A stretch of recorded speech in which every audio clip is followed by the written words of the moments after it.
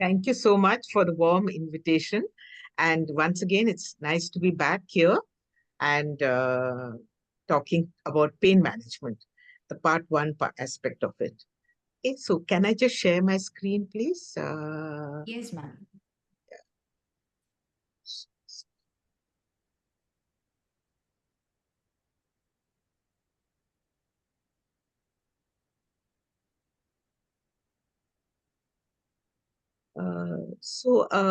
I will be talking about the pain management and focusing on the step one and two of the WHO analgesic ladder, as well as I'll be talking about the management of neuropathic pain.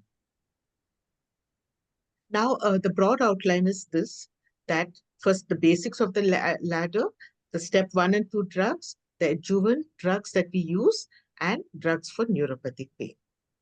So the WHO analgesic ladder, this was originally formulated way back in 1986. Okay, so it's how many years? It is now 40 years, right? Nearly 40 years. So it has withstood the test of time. And even today, we are following this ladder with a little modification here and there. But by and large, the basic, we are following the ladder. So there's a group of international experts who met and who devised this ladder. And because it is so popular and it is so successfully, it can be applied in the management of pain, that it has been translated into 22 languages and it has served as a catalyst for treating cancer pain worldwide. So it is a stepwise approach to treat cancer pain depending on the severity or the intensity of pain. That is a criteria we take into account when we apply the WHO ladder. So prior to 1986, people were dying in unnecessary pain because of cancer and other chronic pain issues. And this was mainly because of the drug regulations associated with opioids. There was a lot of stigma attached to prescribing and taking opioids. And all this was a deterrent to the use of strong opioids. Okay. So doctors were hesitant in prescribing it. The pharmacist was hesitant in keeping it and selling it. And also the patients were hesitant to take it, thinking of the stigma. Relatives were worried that they will become addicts. So even today, when I tell of starting morphine, the first question is it addict for me? So even today it is there, but that time it was much more. But when the WHO introduced this step ladder, with the third step being the use of strong opioids, it practically legitimized the use of opioids in cancer care. Okay, when the WHO has endorsed it, then we need not fear that kind of a thing. Otherwise, they would not be endorsing this ladder. So let me start off with the case scenario. A 35-year-old father of two young kids had squamous cell carcinoma of the upper lobe of the right lung. He had basically two kinds of pains. One was a deep-seated gnawing pain in the right shoulder. He also had a burning and tingling sensation in the right arm. He was unable to sleep. The pain score was NRS 4 during the daytime and 6 at night. So before we apply the ladder and how to manage this person with pain, we need to do a comprehensive assessment of pain, which I think they would have dealt in the former sessions. Just as a recap, we need, if you can remember the mnemonic PQRSSTU, then you will remember the various things that you need to check about the pain. The provoking and relieving factors, the quality of pain, the radiation of pain, the site of pain, the severity of pain, what are the temporal factors, and are there any underlying functional emotional causes? Out of this, when we apply the ladder, we have to focus on the second S, that is the severity of pain. Also, we need to know whether the pain is a nociceptive pain or a neuropathic pain. Or is it a mixed pain, both nociceptive and neuropathic? Again, I presume this would have been talked to you earlier, so I will not go into it. So the ladder is basically, the original ladder is a three-step ladder, in which step one is mild pain, in which you can give drugs like non-opioid analgesics with or without adjuvant. So the pain score is basically less than 5. Now, between 5 and 7, you would call it a moderate pain. And for that, you can go up the ladder and add a weak opioid to the non-opioid analgesic with or without adjunct. So basically here you've added a weak opioid. If the pain is very severe, more than 8 out of 10, 8 to 10, or if it is not responding to the step 1 and step 2 drugs, basically the step 2 drugs, you have to move over to a strong opioid, which is, I will talk about it later. Okay, or rather this session will be dealt with later. So these are the 3 steps. Now, the strong opioid with is given along with the non-opioid and with or without an adjuvant, depending upon the type of pain. So basically, you have substituted the weak opioid with a strong. Here also, I see a lot of problems. I mean, when I see prescriptions, I see that the patient is taking tramadol. The patient is also taking a strong opioid, which is not necessary. When you started a strong opioid, there's no need to give a weak opioid. Okay, it is basically a duplication. But this is very commonly being done in routine clinical practice. That is what I have observed. So by using the step ladder, up to 71 to 76% of cancer patients can get satisfactory relief. So the salient features of the ladder. So you can remember 3 things. First of all, the drug is given by mouth, by the ladder, and by the clock. Okay. By mouth means oral route is a standard route of administering of all these drugs, including the strong opioids. And this makes it very suitable for domiciliary care. Or the nurse can even go and give it, or the caregiver can give the drug themselves. It doesn't require a daycare admission or hospitalization. The second is you go up the ladder. You usually start off with step 1, move over to step 2, and then you go on to step 3. Of course, there are exceptions. And when the patient is coming in very severe pain, you can start with step 2 and step 3 drugs. But usually we try to go up the ladder. The third important thing is it is given by the clock. That means the drug is given depending upon its duration of action or its half-life.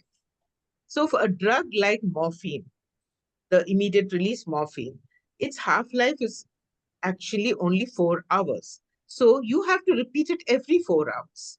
You can't say that you take it in the morning and take one in the afternoon and one at night. Again, this is another problem I'm finding in prescriptions.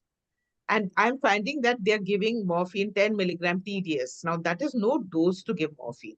Whatever you give, because after 4 hours, its action will come down. Patient will start getting pain. That is what you want to prevent. You don't want peaks and valleys. You want a constant level of pain score at less than 3, okay, or 4. So for that, if you wait for 8 hours, then the pain is going to come back because morphine acts only for 4 hours. After that, the effect wears off. So this is another problem that I'm finding. And this is what is called breakthrough pain.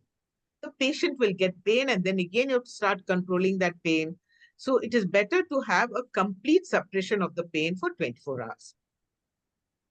Then other factors are that it should be individualized to the patient. So the right dose of drug is a dose that relieves the pain. It varies from patient to patient. For one patient, the total dose can be 30 milligram. In another patient, it is 60 milligram. But 60 milligram is the right dose for that patient because only with 60 he is getting relief of pain. So that is a right dose. It can vary depending upon the patient to patient, the patient's threshold. It can vary depending upon the intensity of pain. So it's a question of individual variation, right? So you titrate the dose till pain relief is achieved, and that is the right dose. You should also tell them about in between, if you get pain, how do you treat it? That is a treatment of breakthrough pain. That also should be spelled out to the patient. The other thing about the ladder is you've noticed at every step there is an adjuvant drug that can be added. That depends upon the types of pain or other symptoms of patient is having. Patient could be having depression, insomnia, loss of appetite, or muscle spasm, or edema, so many things. So for that, you have to add an adjuvant drug. And of course, the last very important thing is attention to detail. You have to be very meticulous when you're giving these drugs, taking into account the patient's age, the body habitus, the body weight, the comorbidities, etc. And you have to also tell them about the possible side effects and how you have to monitor for the side effects and how to invent to inform the doctor about any problem that is happening. So remember these things about the WHO analgesic ladder. Now, the advantages of the ladder is that it is simple, easily understandable.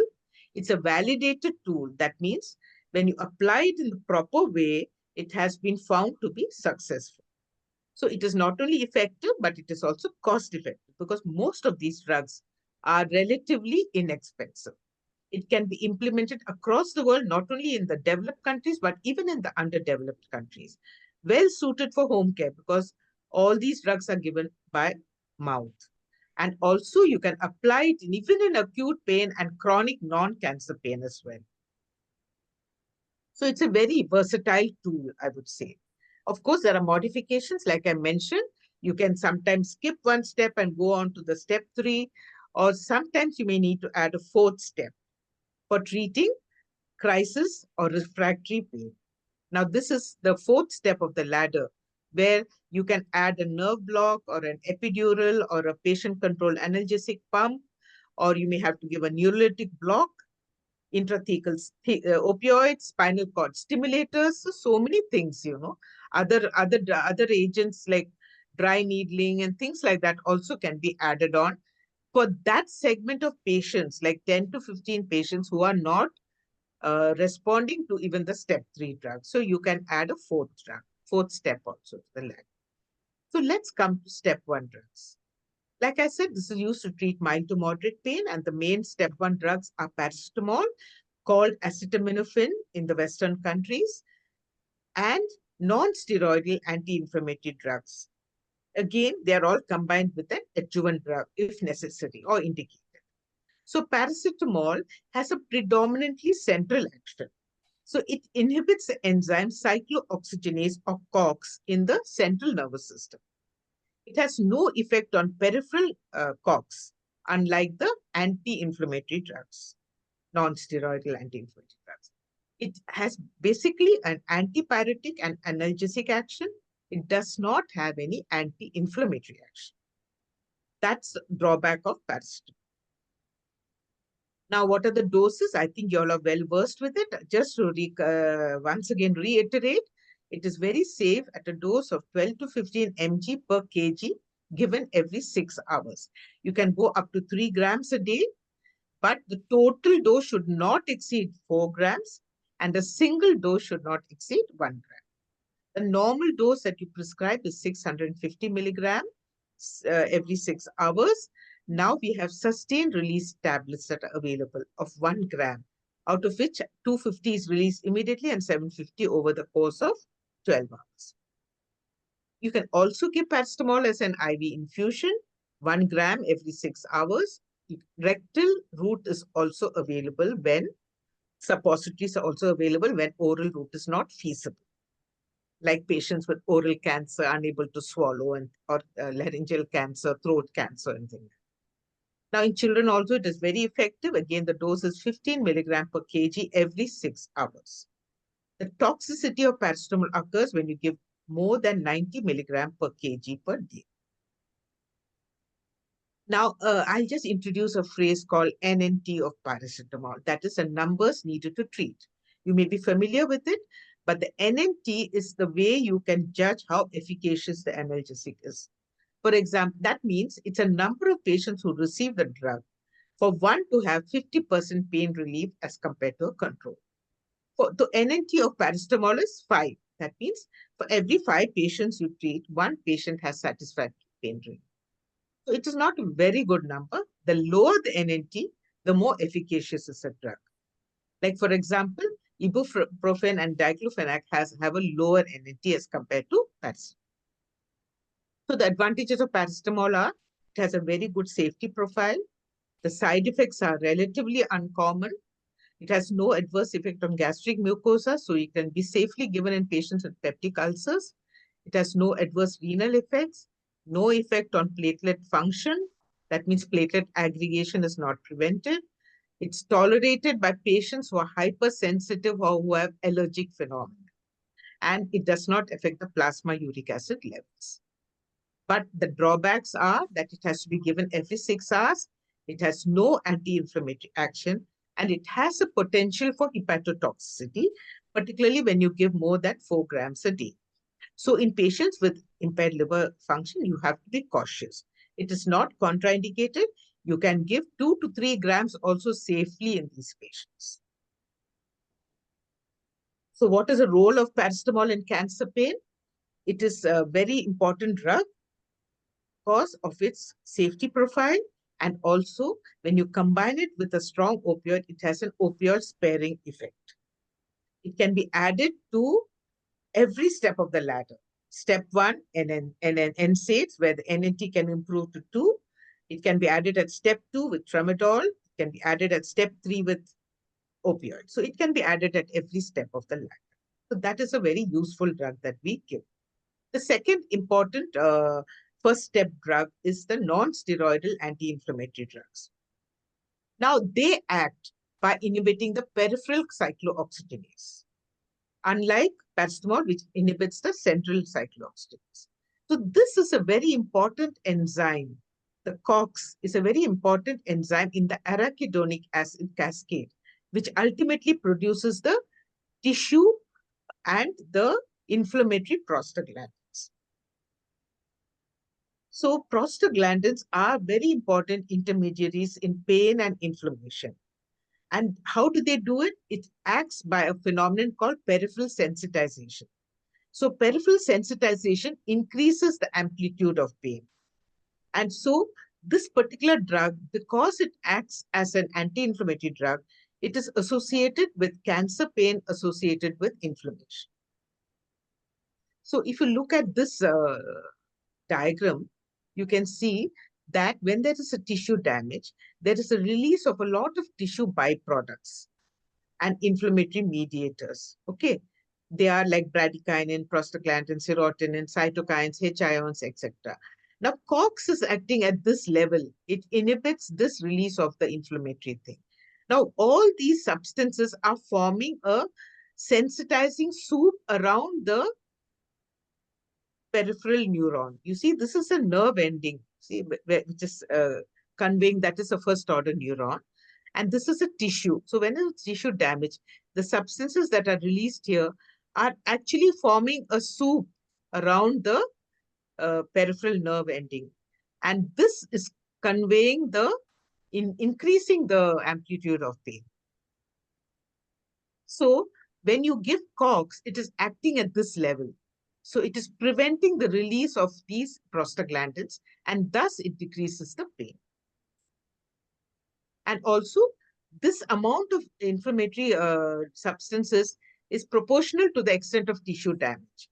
The more the tissue damage, the more the tissue byproducts and the more the inflammatory mediators. So in such situations, anti-inflammatory drugs are very useful. Now, you must remember that this enzyme exists in 2 forms. One is COX-1, which is present in all normal tissues. It is the constitutive or the housekeeping enzyme, and it mediates physiological responses like for the stomach and kidney and facilitates platelet aggregation. So that is important for the body, right? But what we need to block is the COX-2, which is released. That is, it is induced when there's a tissue injury. Because tissue injury, phospholipids, arachidonic acid, this is released and prostaglandins is formed. So we basically need to inhibit this enzyme and not this enzyme, not COX-1. We need to enzyme COX-2. Because if you inhibit this, then you will cause an undesirable effect on the stomach, kidney, and platelet function. So ideally, you should try to inhibit only the COX-2 enzyme. Now, we have 2 types of NSAIDs. One is the non-selective, which is interfering both with COX-1 and COX-2. And you have the selective COX-2, which is interfering only with COX-2. So the COX-1 effect is preserved.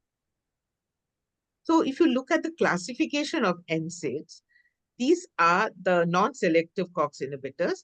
You have salicylates like aspirin, you have ibuprofen, naproxen, ketoprofen, you have diclofenac, the piroxicam, ketorolac, indomethacin. So these are all the various non-selective COX inhibitors that are available. How do they act? They inhibit the COX-1 as well, so it causes the adverse effect, like the GI effects, hypersensitivity reaction, adverse renal effects, right? But because it is inhibiting the COX-2, it has its anti-inflammatory and analgesic and antipyretic effect. So the non-selective NSAIDs is a double-edged sword with both adverse effect as well as beneficial effects. So the examples of these are ibuprofen, which has got a very good NNT. You see, it's NNTs 2. That means every 2 patients, 1 patient gets good rate. Naproxen is another one. Diclofenac also, although it is functionally like a COX-2 inhibitor, even naproxen has a very good NNT. The side effects I mentioned earlier, renal, gastrointestinal, and hypersensitivity. Now coming to the selective COX-2 inhibitor. I told you COX-1 action is preserved, so it doesn't have its adverse effects, but it will only have the anti-inflammatory effect. So the examples are etoricoxib, popularly known as mucoxia or etoshine. You give once a day dose only, 60, 90, or 120 milligram. Then you have celecoxib, which can be given 100 or 200 mg twice daily. Diclofenac, it can also be something like a selective COX-2 inhibitor. So the dose is 50 milligram every 8 hours. The NNT is very good. It's only 2. So are selective COX-2 inhibitors safe as compared to the non-selective COX inhibitor? Now, where the GIT is concerned, it is quite safe, but it can cause renal damage, just like the non-selective NSAIDs. But the other side effect of this selective COX-2 inhibitors are it can have prothrombotic effects, and there is a likelihood of myocardial infarction and stroke. In fact, one of the drugs, rofecoxib, was taken off the US market about 20 years ago because of this incidence of prothrombotic effect. So in such patients who are high risk for stroke or MI, then ibuprofen and naproxen are the preferred drugs. So it can also be given other than oral route. You can give NSAIDs as topically with gels, creams, and sprays are available. Or you can give a transdermal patch, like diclofenac patches are available. New patch and Justin and things like 200 mg patches are available. Like I mentioned about the risk factors, so GI toxicity, you should be very cautious when you give it in patients with advanced age who have upper GI symptoms or bleed, those who are on aspirin and steroids and anticoagulants. For renal toxicity, we should make sure that they are not dehydrated. Hydration should be adequate. And there's nephrotoxic drugs should not be given along with these drugs. And when the creatinine clearance is low, you avoid it. But where the risk factors for stroke are concerned, then you must avoid the COX-2 drugs. So those patients with advanced age, diabetes, hypertension, hyperlipidemia, smoking, history of TIA, angina, stroke, avoid the COX-2 drugs. Now, having talked about step 1, now let's shift gears and move to the step 2 drugs. Now, step 2 drugs are weak opioids. Unlike the strong opiates, they are not controlled drugs. So it is more easily available and widely used. So you give these drugs for pain of moderate intensity, a score of NRS score of 5 to 7. And sometimes you may even skip this step. So the commonly used step 2 drugs are tramadol and tapentadol, which are available now and being used. So talking about tramadol. Now, tramadol is a centrally acting synthetic weak opioid. It has 2 methods of action. One is its weak opioid action, that is, it is a weak mu opioid receptor agonist. And because it's a weak opioid, there's less tendency for respiratory depression, and addiction potential is also less as compared to morphine. But it has another route of action, that is a non-opioid route, by blocking the presynaptic pre-uptake of serotonin and norepinephrine. So it basically acts on the descending inhibitory pathway of pain. It is also, because of this action, it is very effective also for neuropathic pain. Now, it is a prodrug. That means it is converted to active metabolite for its analgesic action by the enzyme cytochrome P450. And combination of tramadol and paracetamol is widely used as a step 2 drug. The advantages: high oral bioavailability, plasma half-life is 6 hours. Its oral dose is very potent. It's 1/10 as potent as morphine. That means if you're giving 400 mg tramadol, it's equivalent to 40 milligram morphine. Just divided by 10. The dose is 50 to 100 mg every 4 to 6 hours. Do not exceed a dose of 300 to 400. Sustained release formulations are also available, which can be given twice daily. It has side effects like nausea, vomiting, dry mouth, constipation, dizziness, sedation. There is a risk of seizures when you exceed a dose of 400 mg or when you give with drugs that lower the seizure threshold, or if you give it as a rapid IV injection. So normally when you give tramadol, you give it slowly over a period of 20 minutes in combination with an antiemetic sometimes. The tapentadol is the other weak opioid drug. It's a newer step 2 drug, but although it is classified as a weak opioid, but it's actually quite a strong opioid. So if you look at its equivalent of morphine, 75 mg of tapentadol per orally is equal to 30 milligram of morphine. Whereas if you compare with tramadol, it is 400 mg of tramadol, which is equivalent to 40 milligram morphine. That is, it may be a little stronger than tramadol. Its action is very similar. It has got both a mu receptor agonist action, so it's a weak opioid. It also acts on the inhibitory pain pathway by preventing the reuptake of serotonin and norepinephrine. It is not a prodrug, unlike tramadol, so it has no active metabolites. Dose is also very similar. 50 to 150 milligram every 6 hours. Sustained release formulations are available, and the risk of seizures is less with tapentadol, but you should avoid in patients with severe renal and hepatic dysfunction. So the combinations, when you want to use analgesic combinations, never use 2 drugs of the same category for pain. So you should avoid COX-1 and COX-2. And you can avoid a weak opioid and a strong opioid. Don't give it together. The combinations which are good are paracetamol NSAID with morphine, or paracetamol with NSAIDs, or paracetamol with tramadol. Now coming to neuropathic pain. Just one minute.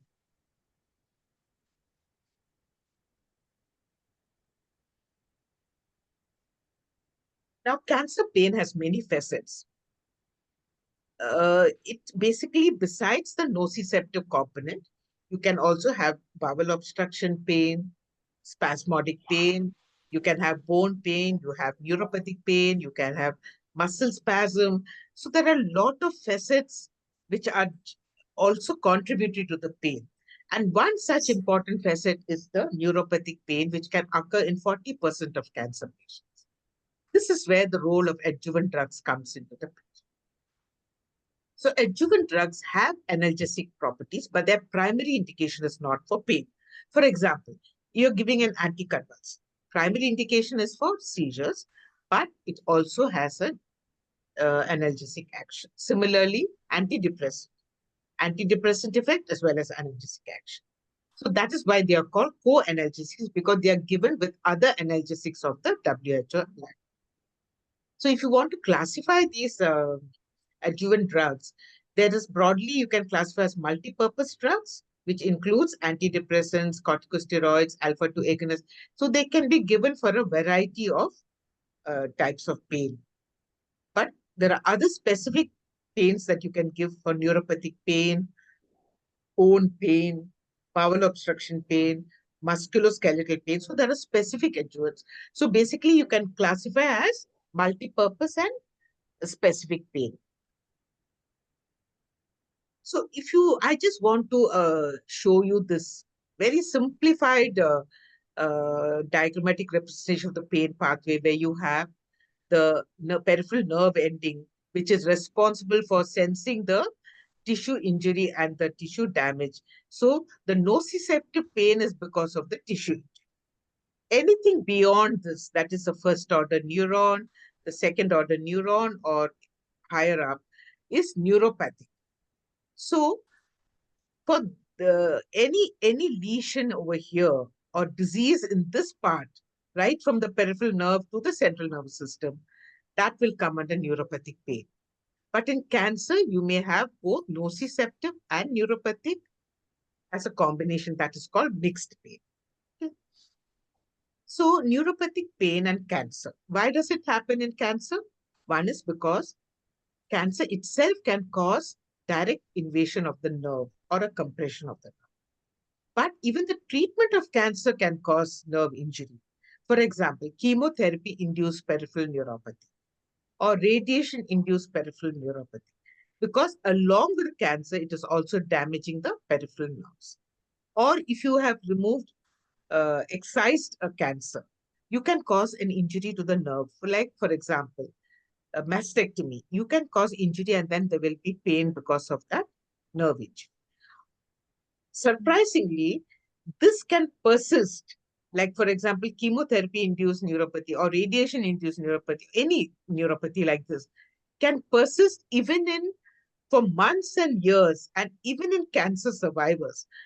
There are people I am seeing who have survived cancer, the treatment is over, but they're still having the peripheral neuropathy. So it is something that sometimes it settles down, but sometimes it can persist for years. So you need to keep the patients on some medication for that. So the first drug that you use to treat peripheral neuropathic pain are the anticonvulsants. Okay. So why are anticonvulsants used for neuropathic pain? Because there's a shared pathophysiology between epilepsy and pain. In both, there is neuronal hyperexcitability, and these drugs act by dampening the neuronal excitation. And the commonly used drugs are gabapentin, pregabalin, and sodium valproate. So how do these gabapentinoids act? They bind to the alpha-2 channel, the calcium channel, particularly the alpha-2 subunit. So this is the presynaptic neuron. So because it binds to that, there is less release of calcium influx into the presynaptic neuron, and then the excitatory neurotransmitter release is damped. And because of that, there is less excitability at the postsynaptic function. That is one. So one is by acting at the calcium channels. It also acts by inactivating the sodium channels. It can also act by GABA-mediated synaptic inhibition. So, but the main thing is the calcium channel inhibition. So, if you look at the advantages, it is very good for neuropathic pain, well tolerated, and the side effects, which is very important, which you have to explain to the patient, are somnolence, dizziness, ataxia, weight gain, pedal edema, etc. So these things have to be explained to the patient. Gabapentin and pregabalin are very commonly used. This is less expensive. This is more expensive. For this can be titrated easily in a week's time, whereas this you take multiple steps to titrate. So that is the only disadvantage, but I'm using both equally in my clinical practice. Now, even topical drugs are available for neuropathic pain. Topical gabapentin is now available. And topical capsaicin, 8%. It's not freely available in India, but this is also one of the topical agents that can be given for neuropathic pain. The next drug is the antidepressants. This is also the first line drug, just like anticonvulsants. But the analgesic action takes about a week to act. And it is not dependent on the antidepressant effect. It occurs earlier and at lower doses. So the psychiatrist can give a higher dose of antidepressants. With a lower dose, we can control pain. Okay. Now, because many cancer patients have depression and anxiety and insomnia, this is a very useful drug when you add it to the analgesic regime. How does it act? It acts by inhibiting the descending inhibitory pathway of pain by inhibiting the reuptake of serotonin and norepinephrine. So that is how it is.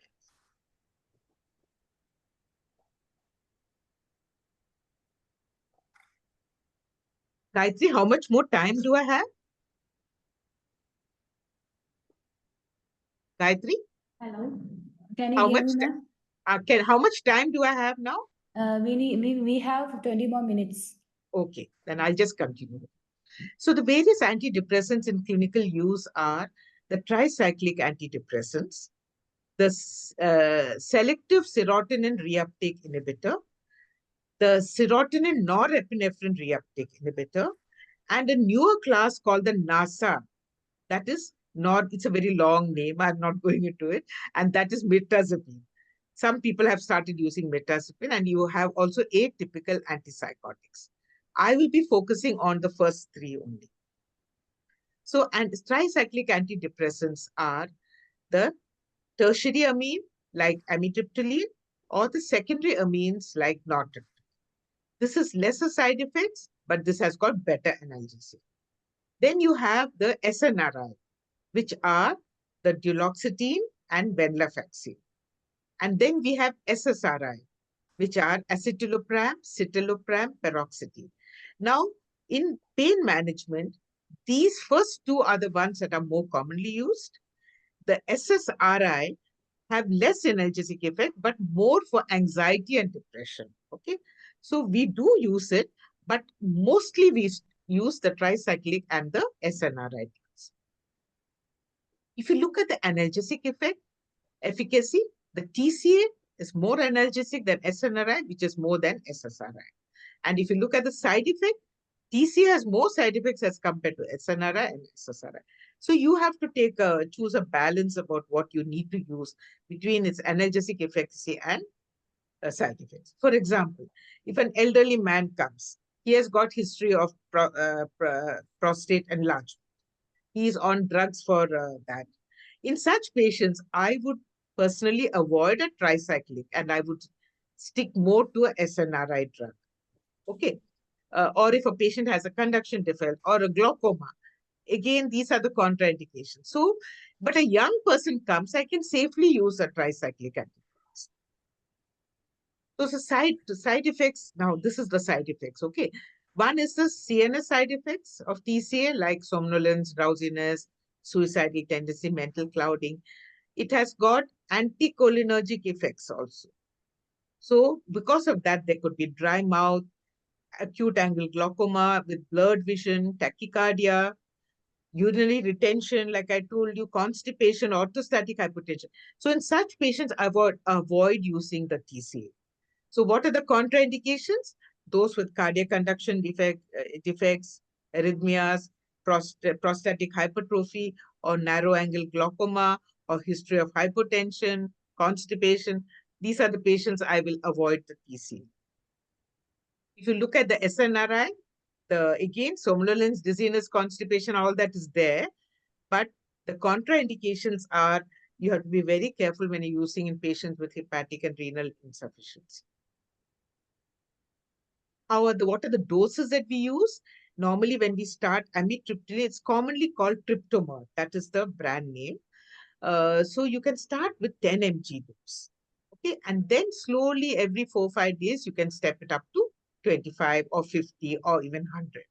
I generally don't go more than 50 milligrams. Nortriptyline, again, it has less side effects as compared to amitriptyline. So if it's an elderly person, I would prefer nortriptyline over amitriptyline. Again, the same way you do that. Duloxetine, start off with 20 milligram or 30 milligram, and you can slowly step up to twice daily doses. Then venlafaxine also is here 37.5 to 75. If you start with anticonvulsants, when you're starting with gabapentin, again, I start with a small dose at night. Okay, 100 mg, and then go up to 300 mg. Every 3 to 5 days, you can increase it. Pregabalin, you can start now, even 50 mg tablets are available. So 50 mg, 75 mg, and then you step up to BD dose. So remember, all dosage adjustment should be done for medically ill and patients, extreme age, and also patients with renal dysfunction. You have to be cautious. Now, I mentioned about the chemotherapy-induced peripheral neuropathy. Okay. Now, duloxetine has been found to be effective for these patients. When you give duloxetine uh, as an initial treatment from week 1 to week 5, they were having much less pain due to peripheral neuropathy as compared to patients who did not receive duloxetine. So in the updated 2020 guidelines, duloxetine has been recommended for the initial treatment of painful neuropathy, chemotherapy-induced neuropathy for 5 weeks here. The other drugs used in neuropathy pain, ketamine. Now, ketamine acts by blocking the NMDA receptor, which is there in the dorsal horn of the spinal cord. So it is useful in refractory neuropathic pain, okay, which is not responded to anticonvulsants and antidepressants. It has side effects like dysphoria, hallucinations, nausea, vomiting. So you can add a benzodiazepine or haloperidol when you're giving uh, ketamine. It can be given in a variety of routes: IV, IM, subcutaneous, oral, sublingual, intranasal, rectal, topical, epidural, intrathecal, and all. Okay. Now, bioavailability after intramuscular dose is 90% at 5 minutes. So it's a very good intramuscular route of absorption. So it's basically an anesthetic, right? But it is an analgesic in sub-anesthetic dose. So the doses we give for analgesia are very small as compared to what we give for anesthesia. Oral ketamine can be given in dose of just 10 to 25 mg TDS.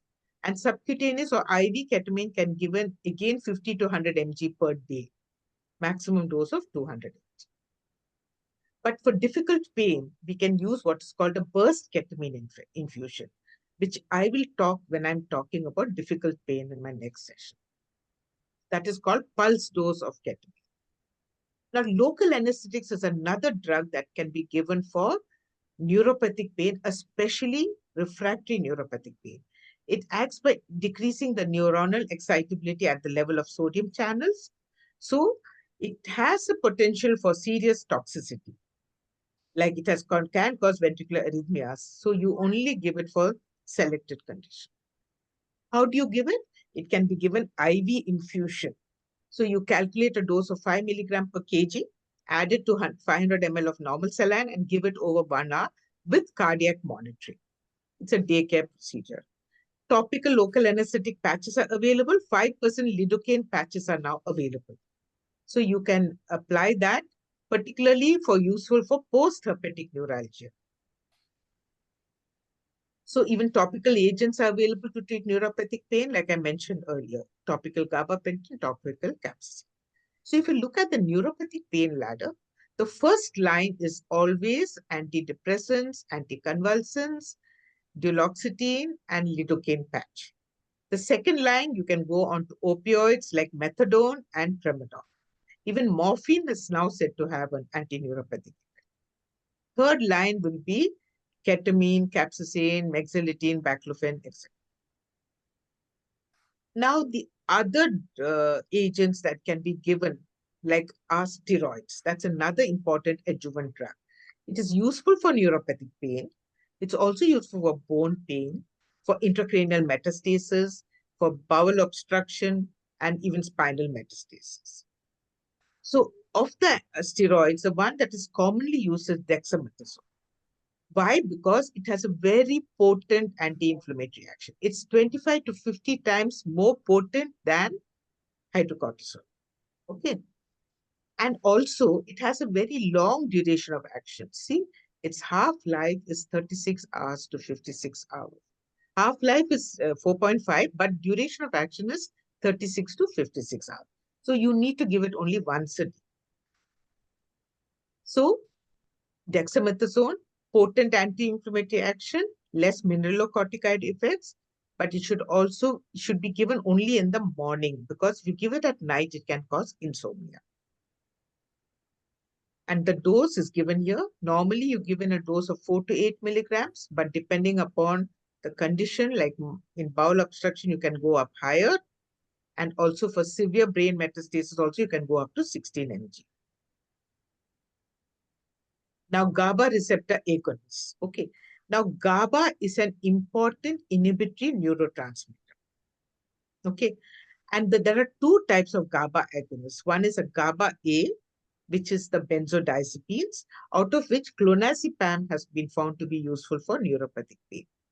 The other GABA agonist is the GABA B, which is baclofen. Okay, that's also useful in such patients. So what are the indications for neuropathic pain? You can give clonazepam in a dose of 0.5 milligram orally, or even can be used for terminal sedation as well. Now, GABA B is baclofen, especially given in spasticity. It's also useful for neuropathic pain, even for musculoskeletal spasm and hiccups also. You start with a dose of 5 milligram BD or TDS, and you can go up to 20 mg TDS. Then another important type of pain that occurs in cancer is bone pain. So for that, it's basically because of the skeletal related events like maybe fractures or weakened bone or osteoporosis, etc. So that pain can be very agonizing and affects the quality of life. So the various agents you can give for bone pain are corticosteroids and NSAIDs. It's calcitonin, but of course now it's found to be not very effective. But the important drug that we give for bone pain are the bisphosphonates and denosumab. And palliative radiation can be given if it is localized to any particular area. So bisphosphonates, the one that we normally give is zoledronic acid.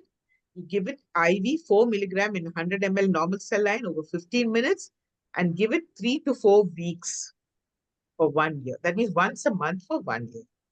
It has side effects like pyrexia, renal dysfunction, even very severe side effect like osteonecrosis of the jaw.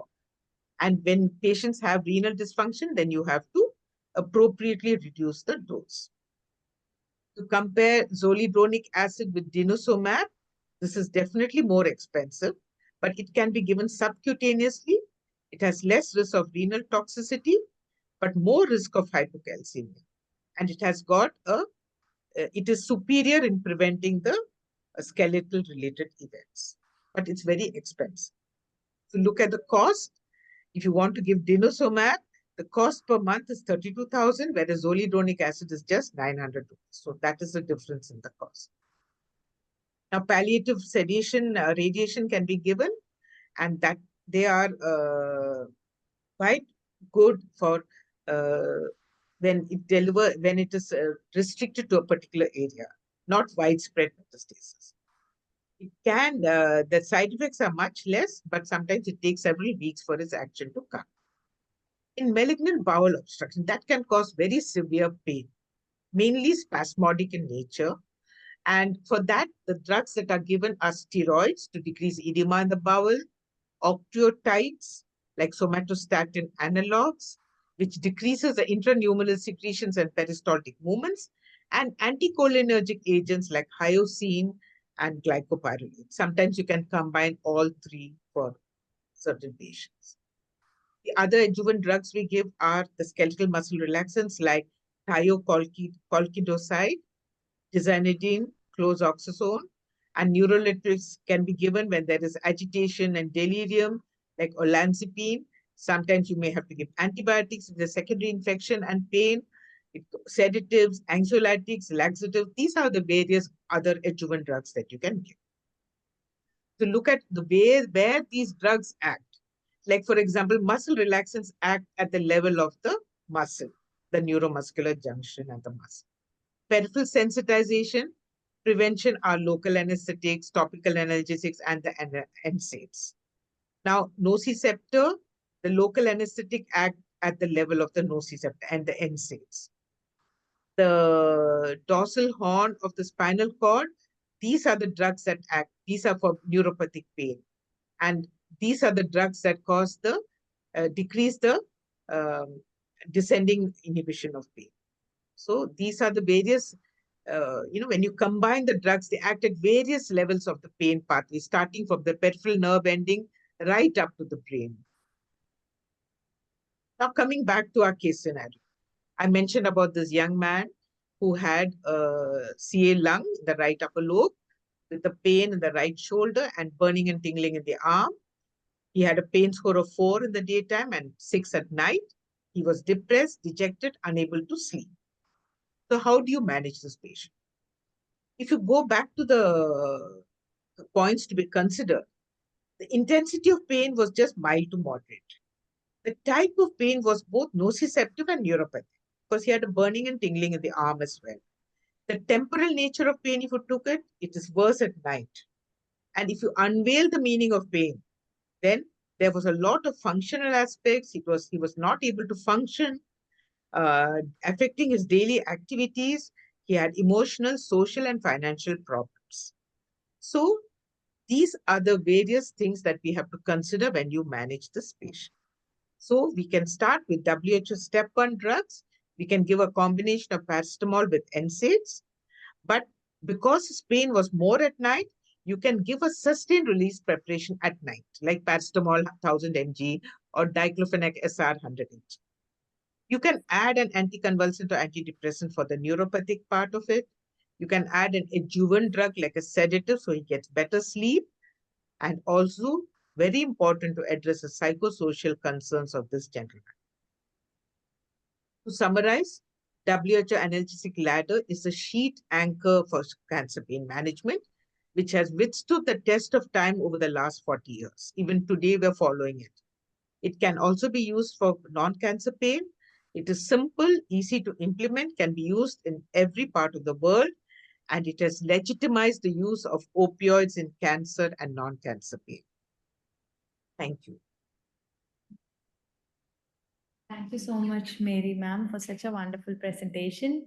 So, participants, I think now you can post your questions in the chat box. Maybe for the next 6 minutes, we can take up questions, and by 3 o'clock, we can go for the case presentation.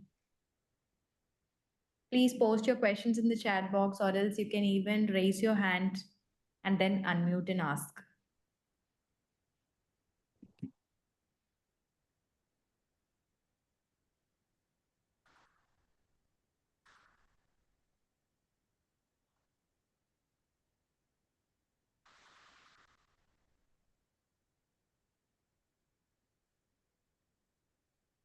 So, any doubts, Yes, Dr. Dilip, please go ahead. clarifications? Thanks for the presentation, Dr. Pavaria. Wanted to know the I role of know a Dr. Dilip Pawar, very senior person in All India Institute, but yeah, he's my I know him, but I'm from oncology background. I think he's pardon me? anesthetist. I'm with oncology background, Oh, okay. Because and he was that my that senior colleague in AIM. yeah, he was anesthetist in AIMS. Okay, please So tell. so my question is, what is the role of haloperidol in pain management? Okay. See, haloperidol, it's basically when there is a lot of patients are agitated and restless and having hallucinations and delirium. Also for treatment of the vomiting part of it, like when you're giving ketamine and you can have psychotomimetic effects, then haloperidol is useful in these patients. Okay, Serenase, it is called a Serenase tablet, you can start with small doses of 1 milligram, 2 milligram, and can go up higher. And it is a very potent anti-emetic drug also. And also for when the patients get very agitated and restless, it is it has got a lot of calming effect on it. But you have to be watchful when you give it. Start with a low dose and gradually titrate it high. Okay, thank you. Thank you, Dr. Dilip. Ma'am, we have one question from Dr. Rosa Farouk. If we have started on step 3, that is morphine, if pain doesn't get relief, can we add step 2 drugs? I told you there's no logic. It's not the rationale is it's not rational to do that. You can if it's not controlled, you have to think of what are the you go back. Now this is what is called as, I'll be talking in my next talk on management of difficult pain, that when patients are not responding, what do? You have to again go back to the drawing board and see why is it that the patient is not responding. Is there something you've missed out? Is it because the cancer has progressed? Is it because the dose you're given is not what the patient is taking? or they're not following the instructions properly.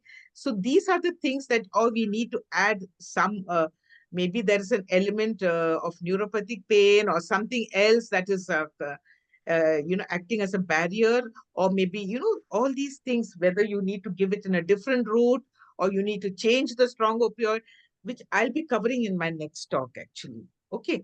So it doesn't mean that you have to add a weak opioid. That is no.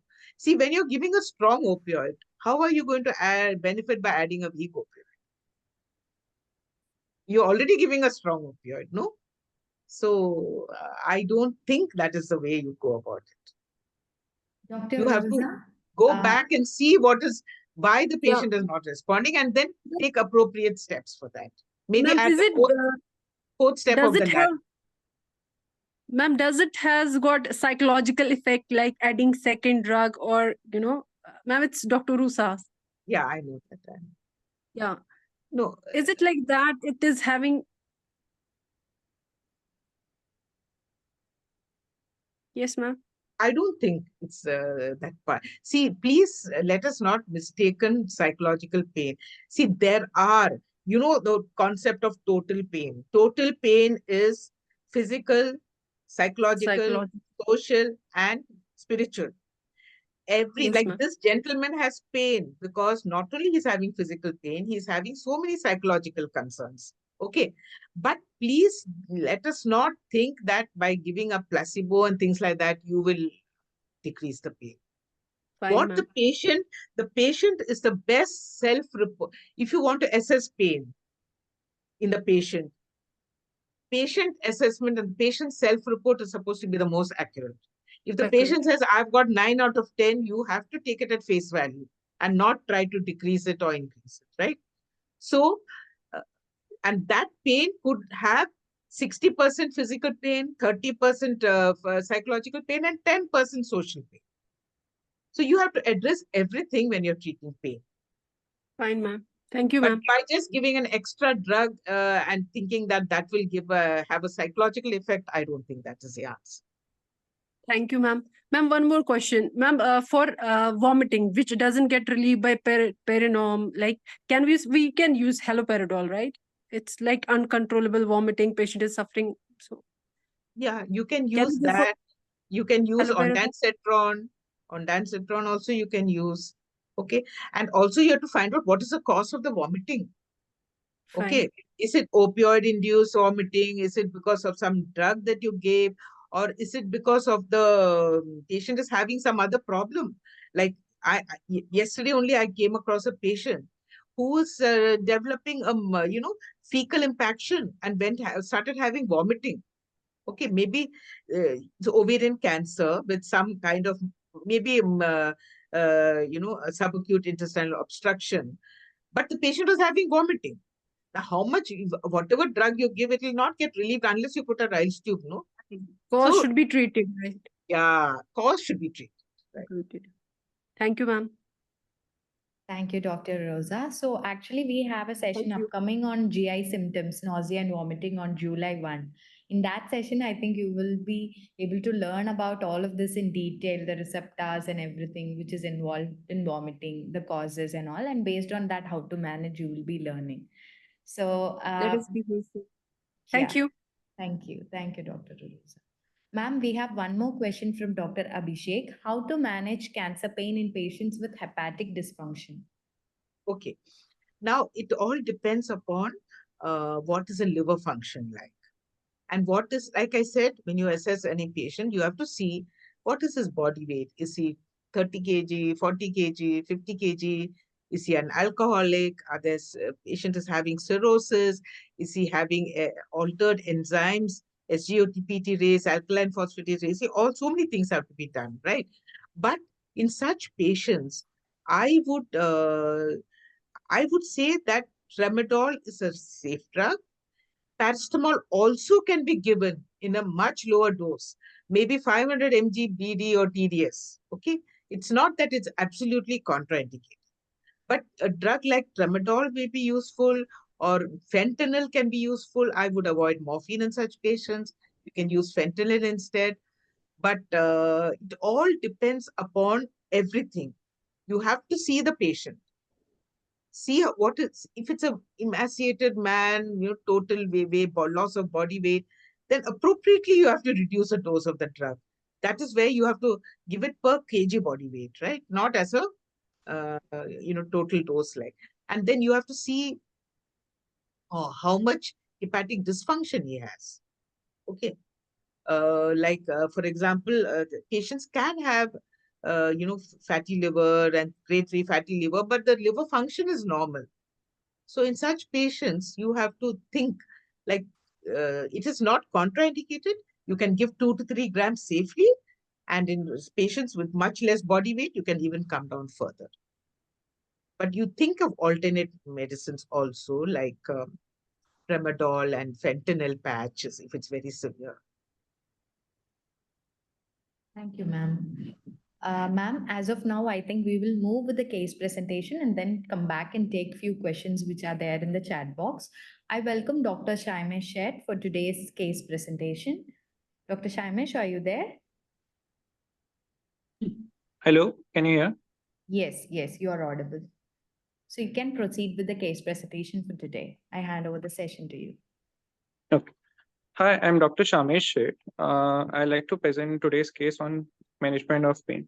So there's a female, 62 years old, with osteoarthritis of bilateral knee. Next.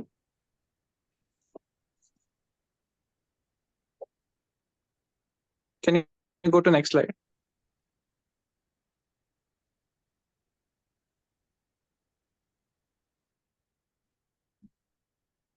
Dr. Shaimesh, can you see the slide?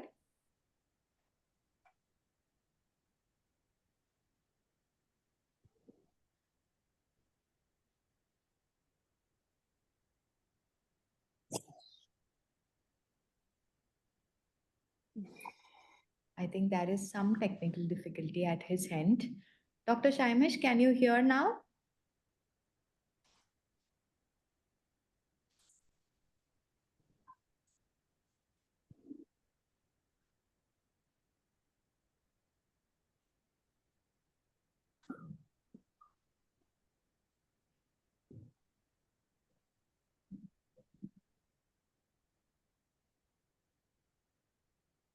So we'll wait for Dr. Shaimesh to rejoin.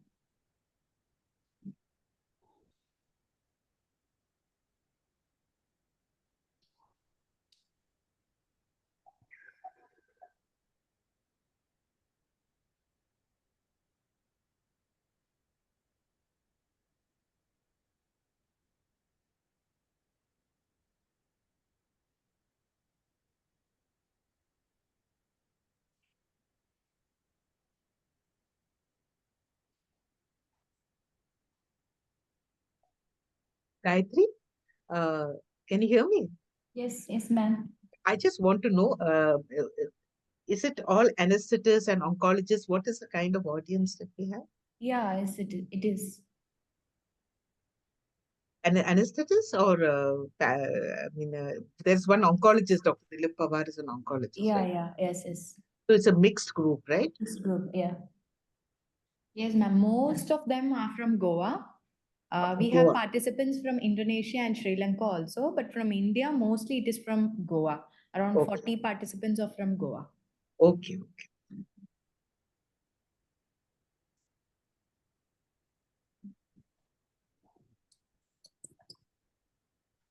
Before Dr. Shaimesh joins, ma'am, maybe we'll take those questions. Yeah, that one Yeah. question Rishi asked, no, there was one on the chat box, right? Yes, ma'am. So Dr. Shilpa had asked about if there is renal dysfunction, how we will manage pain. If there's renal dysfunction, right? Yes, ma'am, renal Okay. dysfunction. So in patients with renal dysfunction, non-steroidal anti-inflammatory drugs are a strict no-no, right? So the drugs that can be safely given would be paracetamol, tramadol, and fentanyl. And if you look at the opioids, strong opioids, then methadone is preferable rather than morphine. So these are the tapentadol can be given as a weak opioid, tramadol as a weak opioid, and paracetamol. None of the other drugs can be given, none of the selective or the non-selective drugs could be given.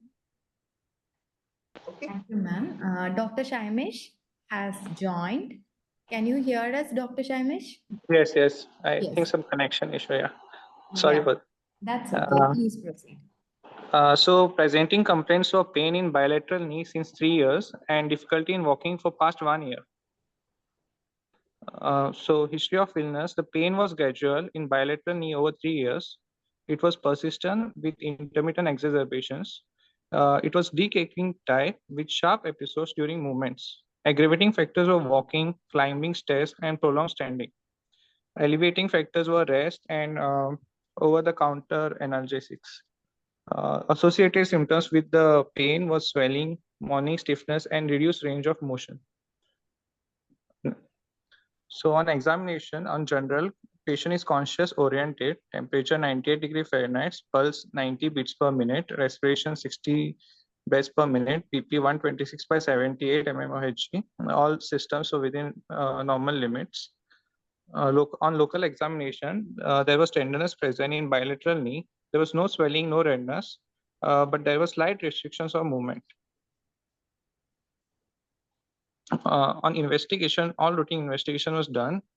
HB 11 gram, TC 8000, platelet 1.7 lakhs per microliter, ESR 12 mm per hour, CRP 1 mg per liter, RA factor negative, serum create 0.8 mg per deciliter, serum sodium 133 mg per deciliter, and potassium 4 mg per deciliter. X-ray of joint shows joint space narrowing and with subchondral sclerosis. On treatment, a patient was taking NSAIDs for pain, then physiotherapy, knee support, and weight reduction. Psychosocial aspect, patient is 62-year-old female living with husband and no one else to support her. Her son is living abroad. She has difficulty in doing day-to-day activities and can't afford for going to physiotherapy sessions daily. Patient is afraid to undergo surgery and wants to avoid it. She has to walk with a stick and has difficulty in going by public transport. Also, earlier she used to go daily to temples to pray, but now it's not possible due to the pain and difficulty in walking, and hence it's affected her mentally. Medication, so she used to take NSAIDs, tab ibuprofen 200 mg BD for past 2 years on and off. Then tab ethoric oxy 30 mg OD for past 1 month, tab calcium 500 mg OD for 6 months, and diclogel she used to use daily for last 3 years. So her main concern is pain management and improving the quality of life. So overall summary, a 62-year-old female with chronic knee pain due to osteoarthritis, the pain impacts her daily activities and quality of life. Despite conservative measures, the treatment includes pharmacological management, physical therapy, and potential surgical option. Emphasis on psychosocial support and holistic pain management strategies within palliative care framework. So the discussion points are: how can we treat the pain in this patient by using analgesics? How can we address the total pain in this patient? And how can we improve the psychosocial aspect of her life? Thank you.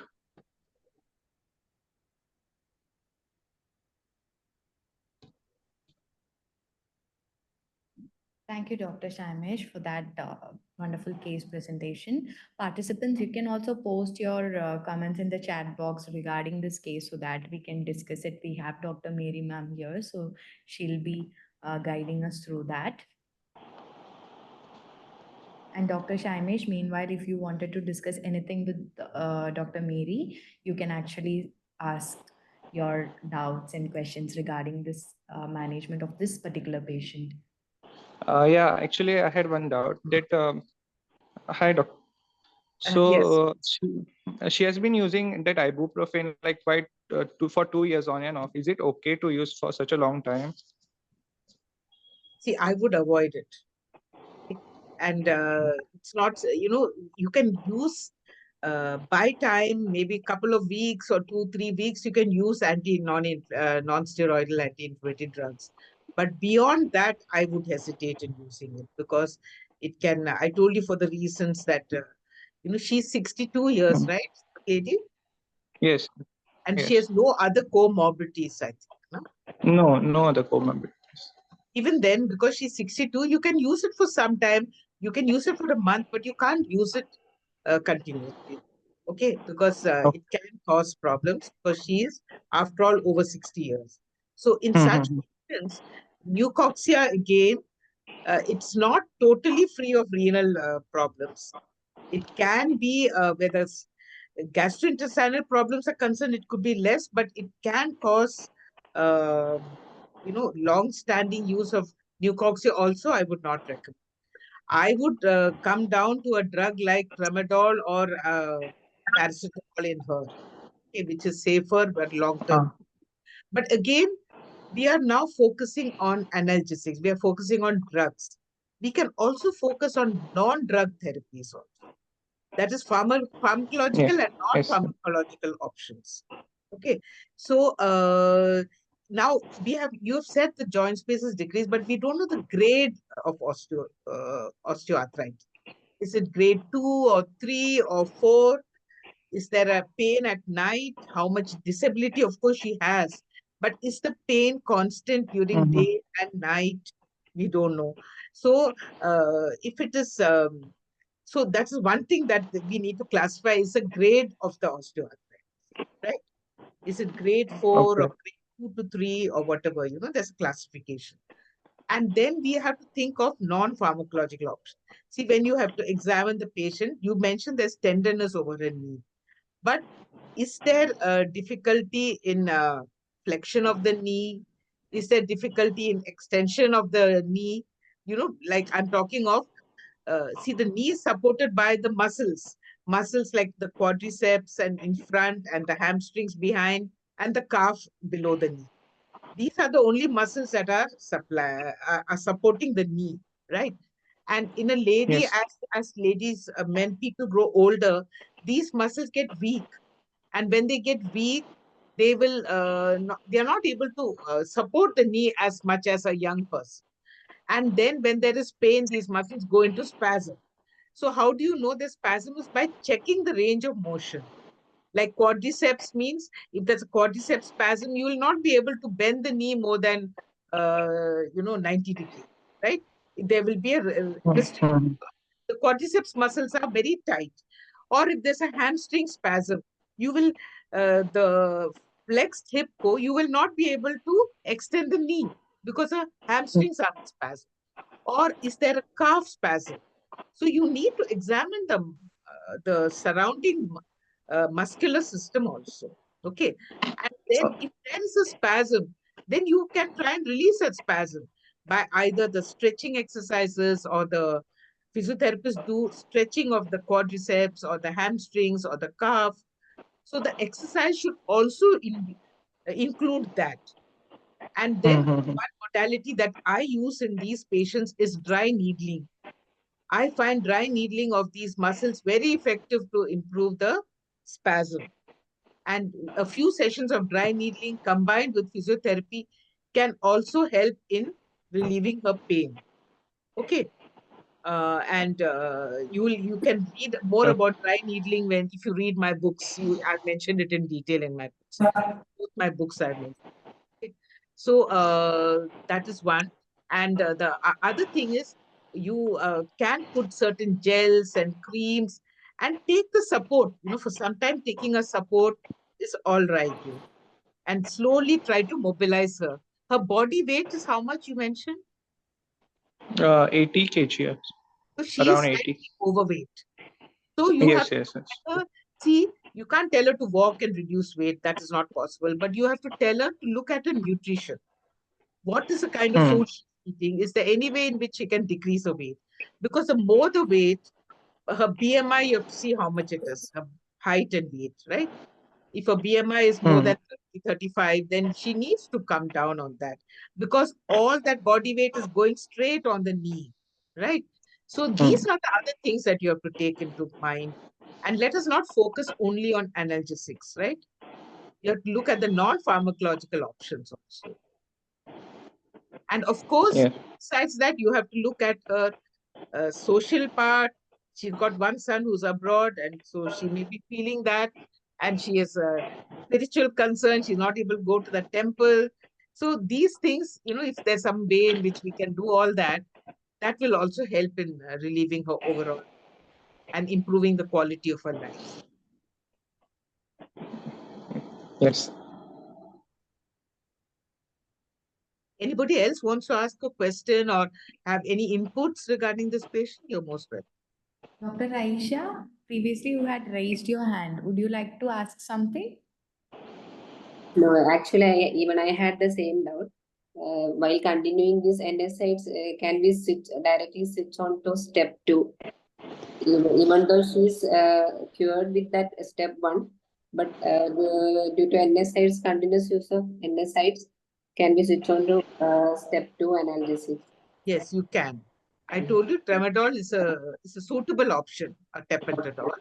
Long-term basis, it has got less effects on the other systems of the body. Okay, thank you. But many times I find paracetamol itself very useful in these patients. A paracetamol with a muscle relaxant, you just add it and see that can help also. But usually when we give paracetamol, they're thinking, I don't have fever, but why am That is a very common misconception. Yeah. But you can tell them that paracetamol is also very good for pain management. Okay. It will not reduce inflammation, but it is a good antibiotic.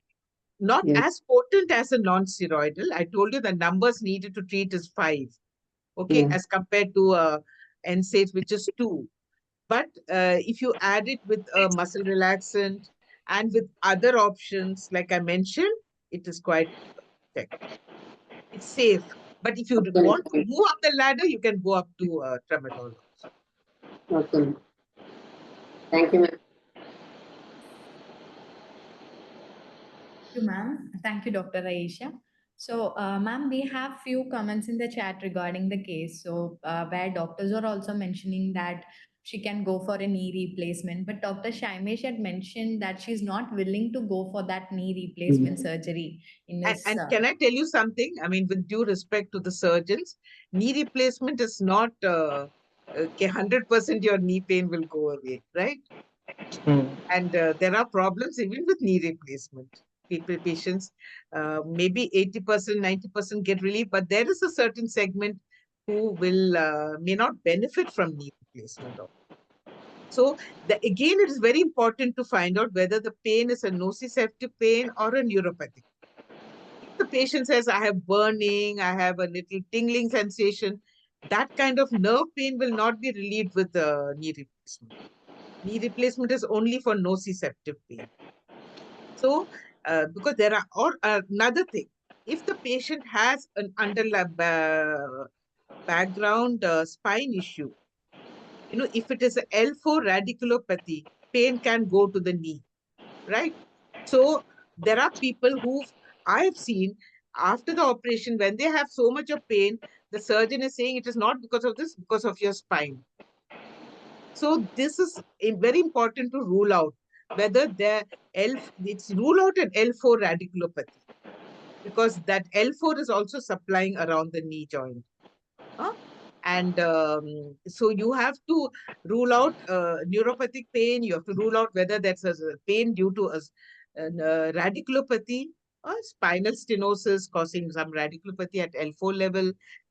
Rule out all that and then go. And now there are other advanced new interventions also they are doing for the knee, like pulse radio frequency of the nerves around it. That's also an option. So they can go to interventional pain management people who can do the genicular nerves or the nerves of the knee can be radio frequency ablation. They do both conventional, they can do cool radio frequency and pulse radio frequency. Also injections into the knee like Synvisc or steroid. These are other options also that can be thought. Adding to that, I had one question coming in my mind. So, what is the role of platelet-rich plasma injections? Yeah, that is another thing. People are giving PRP injections. See, all of it are not 100%. Okay, they can cause 90% can get effective, but it may last for 3 months, 6 months. Nobody can say. No one can give a magic bullet where this is concerned. So all these things have to be kept in mind when you go in for these treatments. Thank you, ma'am. And we have one question from Dr. Kalyani. Yeah, So what- quadriceps strengthening exercises. So all the muscles around the knee should be strengthened and stretched. Strengthening of your quadriceps, strengthening of your calf, stretching of the calf, stretching of quadriceps, stretching of hams. So it's a good physiotherapist will not just do this IFT and TENS and things like that. A good physiotherapist will do a good mobilization and stretching and strengthening. That's also very important. Yeah, pardon me, you were saying something? Ma'am, there was one more question from Dr. Kalyani. So she asks, what percentage of pain relief can be considered adequate so as to avoid toxicity of medicines? See, I would say a pain relief of less than 4, I mean, a NRS score of 4 and below are adequate. You will not look for a 0 or 1 or something like that. Even if it's less than 4, it is tolerable and tolerated. And there is, some patients may require psychotherapy also to know that, see, it is not possible to 100% relieve your pain, but you'll have to accept some residual pain. That is what is called acceptance commitment therapy, ACT.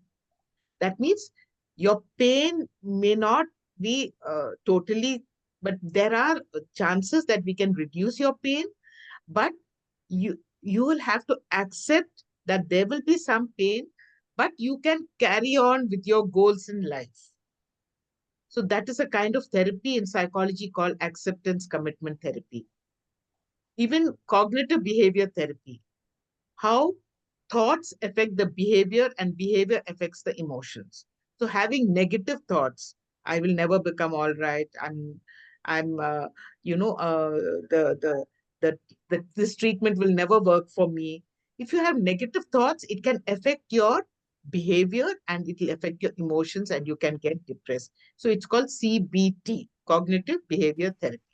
So these are the kind of psychological support therapies that can also help. Remember, pain is not physical is there, but there is a lot of psychological aspects also.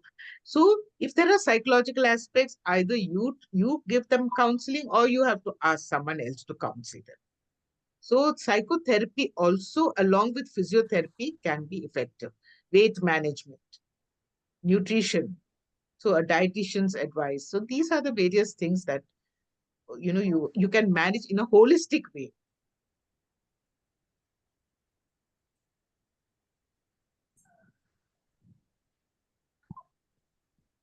Thank you, ma'am. I can see that there were no more questions in the chat box. Participants, if you have questions, you can raise your hand and ask Dr. Mary, ma'am. We have 5 more minutes. Dr. Lisa? If you want, I can show you some pictures of dry needling if anyone is interested in. You like to see that? I can show you. Yes, ma'am, you can. Okay, then let me just share my screen.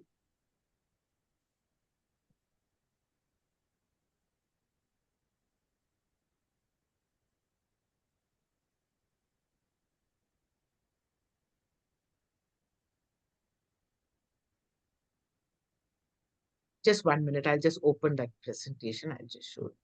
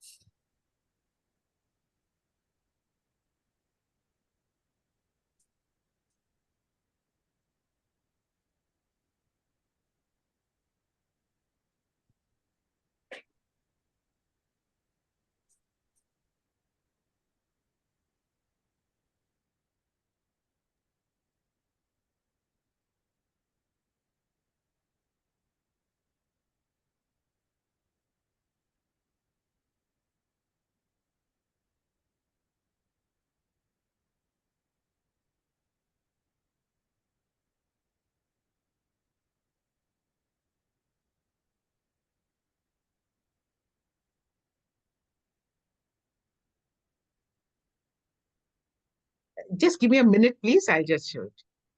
Sure, ma'am.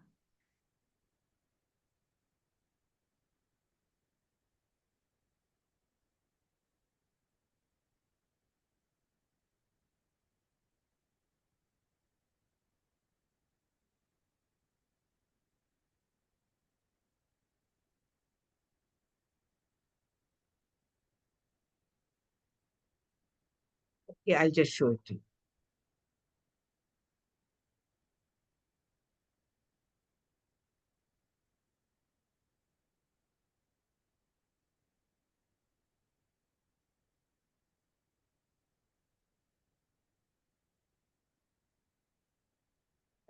I'm having a little problem showing it. I'll just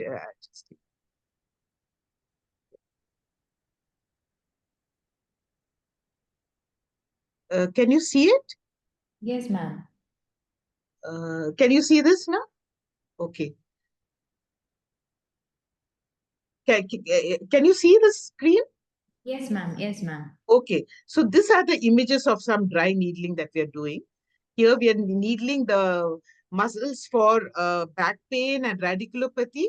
And these are how we are needling the back of the thigh. Okay, you can see how we are needling the adductors, the hamstrings, and